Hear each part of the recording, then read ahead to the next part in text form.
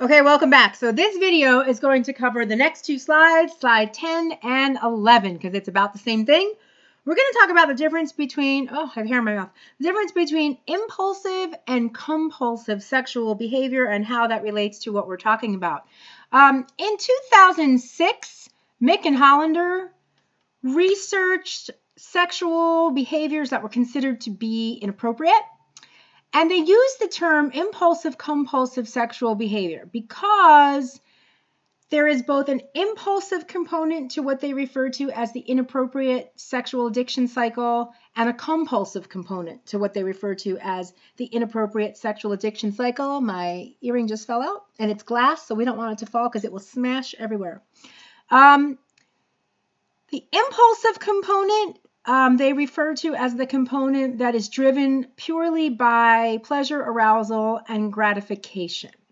So that's really it's not really a cognitive piece. It's not really anything that is reflected on cognitively. It's more about the pleasure, the hedonic component, hedonism, pleasure seeking, really about the pleasure component of why the behavior is being engaged in. And that component is what initiates or starts the cycle, the desire to seek the pleasures associated with the sexual behavior.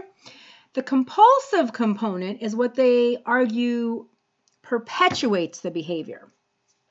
So the pleasure component, the arousal component, the desire for gratification is the part that initiates the cycle. The compulsive component is the part that causes the cycle to repeat and persist again and again and again. So let's talk about this a little bit more. The impulsive component initiates the cycle of sexual behavior. There's no reflection, as I said. There's no cognitive, reflective piece. There's no conscious consideration of consequences. It's literally just driven by the desire for pleasure. The compulsive component is what's causing the individual to repeatedly engage in this inappropriate sexual behavioral cycle, even though they've experienced the consequences of it, and they can reflect on the consequences of it, and they can consciously understand the consequences of it, and they might even consciously articulate a desire to stop. In 2010, Hollander, another researcher, argued the most common impulsive, compulsive sexual behaviors are promiscuity, masturbation, pornography, or dependence on pornography, phone sex, and use of the internet or cyber sex for sexual purposes. Coleman and colleagues defined at least 7 subtypes of what they refer to as impulsive compulsive sexual behavior. Compulsive cruising and multiple partners, so they refer to that as people who are constantly seeking out cruising, constantly seeking out partners for gratification, and they'll be promiscuous and have multiple partners. Compulsive fixation on an unattainable partner, which gets into stalking-like behaviors. Compulsive autoeroticism, or what they refer to as compulsive masturbatory self-pleasuring. Compulsive use of erotica, which they're referring to things like pornography and things of that nature, or sexual stories, things like that. Compulsive use of the internet for sexual purposes, and that can mean multiple things: going on chat rooms for sexual gratification, going on porn sites, etc.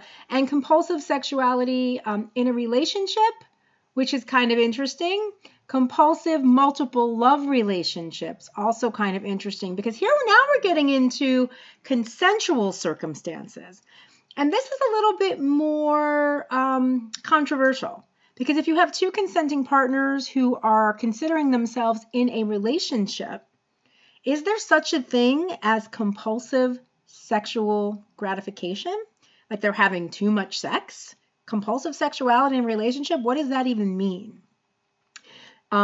Does it mean they're not going to work because they're constantly having sex, so it's detrimental? They're not taking care of their kids because they're constantly having sex? What exactly defines compulsive sex in the context of a committed relationship?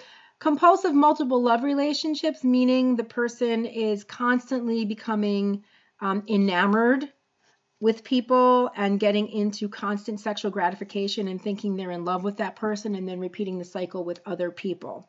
And it's not really about love as much as it's about the gratification of sex. So this is meant to help us understand, kind of like with substance abuse or substance use disorders, people seek out the drug initially for the hedonic component, right? That pleasurable component. They're not really thinking about it and analyzing or reflecting on the consequences. And then once they're addicted to the drug, even though they're reflecting and able to consciously become aware when they're not using of the detrimental consequences, they nonetheless go back eventually and use again. And that's the compulsive part. That's where they've become dependent, and in spite of being able to consciously reflect on what it's costing them to continue, they can't help themselves and they go back again, okay? So that's really meant to be the part of the sexual impulsive compulsive cycle that is the addictive piece.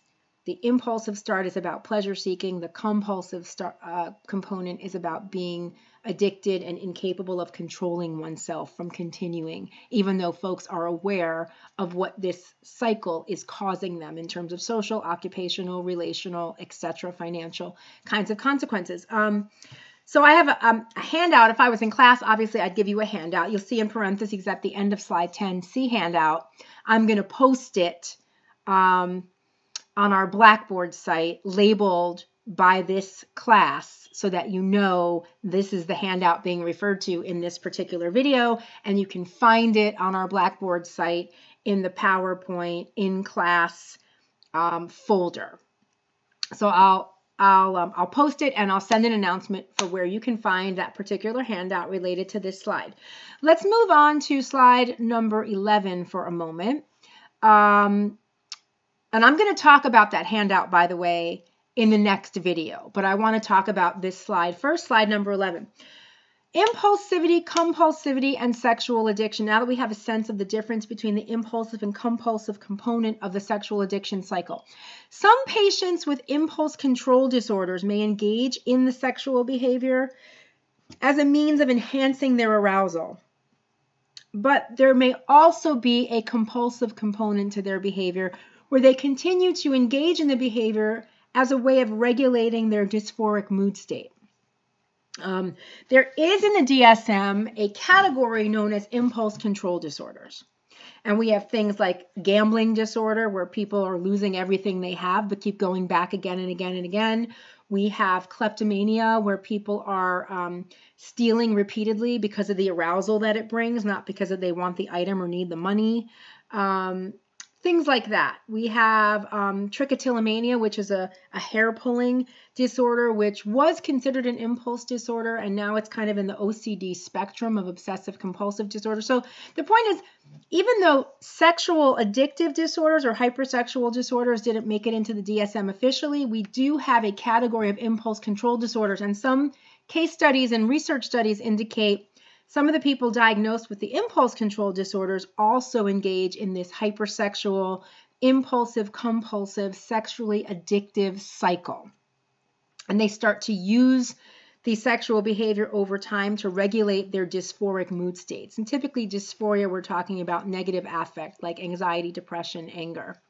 So in general, the idea is that while compulsivity is driven by an attempt to alleviate anxiety or discomfort, impulsivity may be driven by the desire to obtain pleasure, arousal, or gratification.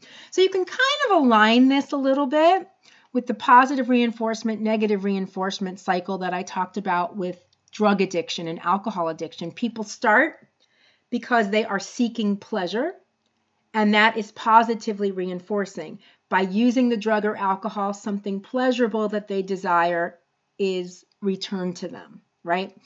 But eventually, when they try to stop, they go through withdrawal symptoms that are unpleasant. So they go back to the drug or alcohol to alleviate the uncomfortable withdrawal symptoms. So that becomes a negative reinforcement situation where doing the drugs more frequently and using alcohol more frequently removes the uncomfortable withdrawal symptoms. That's very similar to this impulsive compulsive cycle of sexual addiction.